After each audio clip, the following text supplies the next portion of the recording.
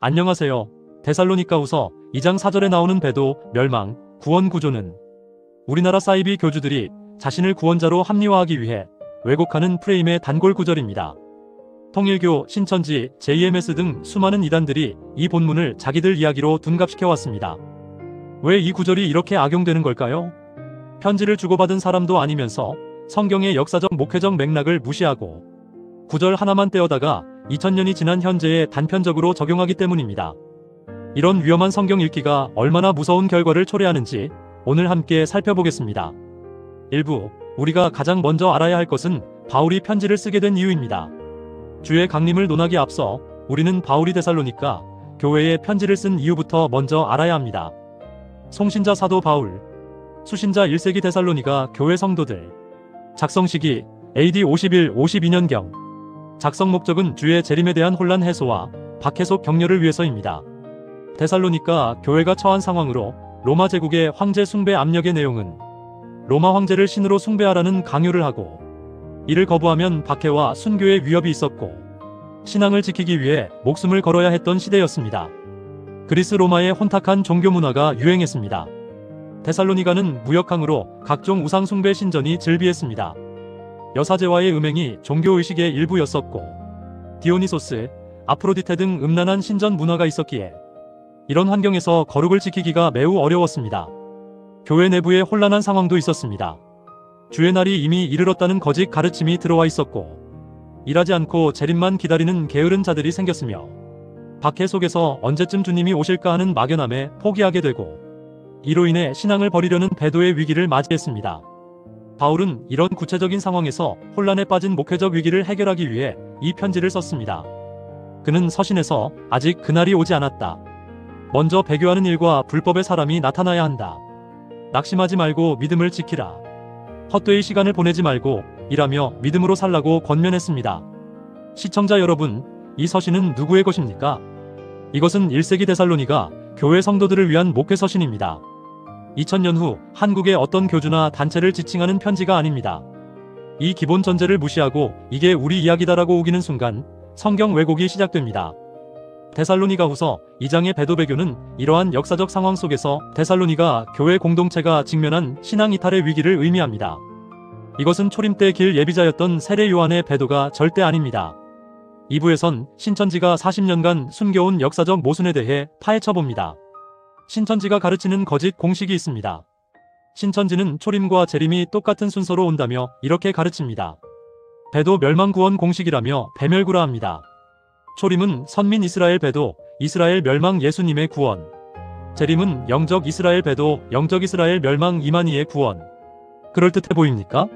40년간 신천지 신도들은 이 공식을 암기하며 배워왔습니다. 그런데 이것부터가 역사적 사실을 완전히 조작한 거짓입니다. 초림의 실제 역사적 순서에 대해 알아보겠습니다. 역사적 사실을 정확히 살펴보겠습니다. 길레비 세례 요한 출현은 BC5에서 4년 출생, AD 28년경 사역을 시작했습니다. 광야에서 회개하라, 천국이 가까이 왔느니라 외쳤고 메시아의 길을 예비하는 선구자였습니다. 예수님 출현은 AD 30년경입니다.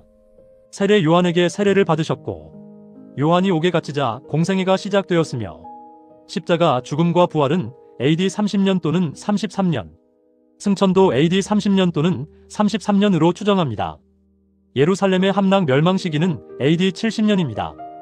예수님 승천 후 약 40년 뒤에 일어났습니다. 로마 티투스 장군에 의해 예루살렘 함락, 성전 파괴. 자, 이제 순서를 보시겠습니다.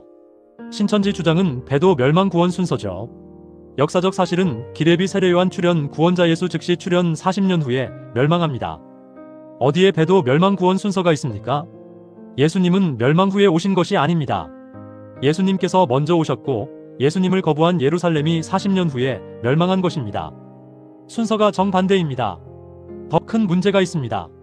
신천지는 길 예비자인 세례 요한을 마치 배도자처럼 프레임을 짜서 가르칩니다. 그러나 예수님께서 친히 뭐라고 말씀하셨습니까? 여자가 낳은 자 중에 세례 요한보다 큰 이가 일어남이 없도다. 세례 요한을 배도자로 만드는 것 자체가 예수님의 말씀을 정면으로 부정하는 성경 모독입니다. 신천지의 40년간 숨겨진 모순을 드러냅니다. 신천지는 왜 이런 거짓 공식을 만들었을까요? 초림부터 배도 멸망, 구원 공식이 맞지 않는데 이것을 감추고 신도들을 속여온 것입니다. 왜냐하면 초림의 공식이 무너지면 재림 시나리오 전체가 붕괴되기 때문입니다. 신천지 신도 여러분, 40년간 맹목적으로 배워온 이 공식, 이제 눈을 떠서 역사적 사실을 확인하십시오. 3부는 재림에 적용하면 드러나는 더 큰 모순에 대해 파헤칩니다. 신천지가 주장하는 재림 시나리오는 이렇습니다. 신천지는 실상교리라며 이렇게 가르칩니다. 배도, 시한부 종말론 단체 유시 장막, 멸망, 청지기 교육원, 구원, 이만희 출현. 그런데 여기서 치명적인 질문들이 쏟아집니다. 첫 번째 질문, 배도자가 유시라면 구원자는 누구여야 합니까? 초림의 패턴대로라면 초림은 세례요한 후엔 예수가 왔고 재림도 유시 후엔 재림 예수가 와야 합니다. 왜 유시 다음에 이만희가 옵니까? 유시 다음에는 예수님이 와야 하는 것 아닙니까? 신천지는 초림과 재림의 노정이 같다고 주장하면서 정작 재림하셔야 할 예수님은 어디로 보내고 이만희를 집어넣었습니까? 두 번째 질문, 데살로니가후서 2장은 누구의 강림입니까? 본문을 직접 읽어봅시다. 형제들아, 우리가 너희에게 구하는 것은 우리 주 예수 그리스도의 강림과 우리가 그 앞에 모임에 관하여. 이 본문은 주 예수 그리스도의 강림을 말하고 있습니다. 이만희의 강림을 말하는 구절이 어디에도 없습니다. 이 구절을 이만희에게 적용하는 것 자체가 성경을 자기 것으로 가로채는 행위입니다. 세 번째 질문, 이만희에게 예수가 왔다면 예수 재림의 징조는 어디에 있습니까? 성경이 약속한 재림의 징조입니다. 고린도전서 15장 51-52절. 보라, 내가 너희에게 비밀을 말하노니 나팔 소리가 나매 죽은 자들이 썩지 아니할 것으로 다시 살아나고. 요한계시록 19장 11-16절. 또 내가 하늘이 열린 것을 보니 보라, 백마와 그것을 탄 자가 있으니 그 이름은 충신과 진실이라. 만왕의 왕이요 만주의 주라. 사도행전 1장 11절. 갈릴리 사람들아, 어찌하여 서서 하늘을 쳐다보느냐? 너희 가운데서 하늘로 올려지신 이 예수는 하늘로 가심을 본 그대로 오시리라. 신천지는 대답해 보십시오. 죽은 자들의 부활은 어디 있습니까? 백마 타고 오시는 예수님은 어디 계십니까? 영생과 영벌의 최후 심판은 언제 일어났습니까? 새 하늘과 새 땅은 어디 있습니까? 아무것도 일어나지 않았습니다. 그런데 뭐가 이루어졌다는 겁니까? 4부는 성경을 도둑질하는 실체가 무엇인지 알아보겠습니다. 남의 편지를 도용하는 자들을 알아보기 위해 다시 본질로 돌아갑시다. 데살로니가후서는 누구의 편지입니까? 보낸 자 사도 바울이며 수신자 1세기 데살로니가 교회입니다. 이 편지는 로마 황제 숭배의 압력과 그리스 로마 우상 숭배 문화, 교회 내부의 혼란 속에서 신앙을 지키려는 1세기 성도들을 위한 목회서신입니다. 2000년 후 한국의 신천지와 무슨 상관이 있습니까? 이것은 마치 16세기 셰익스피어가 쓴 로미오와 줄리엣에서 로미오가 줄리엣에게 남긴 사랑의 편지를 2024년에 어떤 사람이 갑자기 나타나 이건 나한테 보낸 거다라고 주장하는 것과 똑같습니다. 편지의 송수신자도 아닌 사람들이 남의 편지를 가로채서 자기 것으로 둔갑시키는 것, 이것이 바로 성경 도둑질입니다. 위험한 성경 읽기의 결과에 대해 말씀드립니다. 만약 구절 하나를 역사적 맥락에서 떼어내어 현재에 단편적으로 적용하면 어떻게 될까요? 성경의 원래 의미가 왜곡됩니다. 엉뚱한 사람이 구원자로 둔갑합니다. 예수님이 중심에서 밀려납니다. 사람들이 속아서 인생을 낭비합니다. 이것이 얼마나 무서운 결과를 초래하는지 지난 40년간 신천지 피해 사례들이 증명하고 있습니다. 5부는 신천지 교리의 총체적 모순에 대해 알려드리겠습니다. 신천지는 교리에 확인되지 않는 것들이 지금까지도 존재합니다. 신천지가 주장하는 것들을 하나하나 확인해 봅시다. 계시록 7장의 인맞음에 대한 내용입니다. 신천지는 14만 4천이 인맞았다고 주장합니다. 그러나 누가 인맞았는지 확증 못하고 있습니다. 하나님이 인친다면서 정작 누가 인맞았는지도 모릅니다. 계시록 성취에 대한 내용입니다. 계시록이 19장까지 이루어졌다고 가르쳐왔습니다. 그런데 이만희가 계시록 18, 19장은 아직 심판이 남았다고 뒤늦게 주장을 번복했습니다. 이루어진 것인지 안 이루어진 것인지 오락가락하고 있습니다. 구원자라는 이만희에 대한 것들입니다. 예수의 영이 임했다고 주장해왔습니다. 그러나 예수님의 삶과 정반대의 모습을 보였습니다. 일반인보다 못한 부도덕함, 음행 문제로 사회적 무리, 금전 스캔들, 거짓말과 조작, 코로나 사태 때 방역 방해로 국민적 지탄. 예수님이 정말 임했다면 왜 예수님의 성품은 하나도 없습니까? 신천지가 주장한 것들이며 아직까지도 일어나지 않은 일들입니다. 부활 없음, 심판 없음, 영생 없음, 영벌 없음, 새 하늘과 새 땅 없음, 백마 타고 오신 예수님 없음. 주장한 예언은 하나도 이루어지지 않았는데 뭐가 성취되었다는 겁니까? 결론입니다. 이 프레임의 실체를 주목해 주십시오. 신천지 배도 멸망구원 프레임의 정체를 낱낱이 밝혀드립니다. 이 프레임은 역사적 사실을 어떻게 조작했냐면 초림의 실제 순서를 왜곡하고 세례 요한을 배도자로 둔갑시켰습니다. 성경 본문을 어떻게 도용했냐면 1세기 목회서신을 21세기 자기들 이야기로 강탈하였고 송신자도 수신자도 아닌 사람들이 그 편지를 자기들 이야기처럼 도용한 것입니다. 예수님을 지운 사례입니다.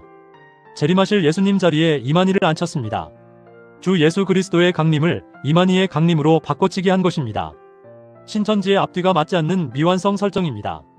주장한 예언은 아무것도 이루어지지 않았습니다. 확증도 없고 성취도 없고 열매도 없습니다. 그러나 성경은 명확한 기준을 제시합니다. 그들의 열매로 그들을 알지니 가시나무에서 포도를 또는 엉겅퀴에서 무화과를 따겠느냐. 이만희와 신천지의 열매를 보십시오. 거짓말 포교와 조작, 부도덕과 음행, 금전 스캔들, 사회적 무리, 가정 파탄, 인생 낭비.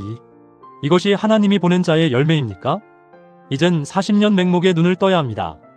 신천지 신도 여러분, 40년간 속아왔습니다.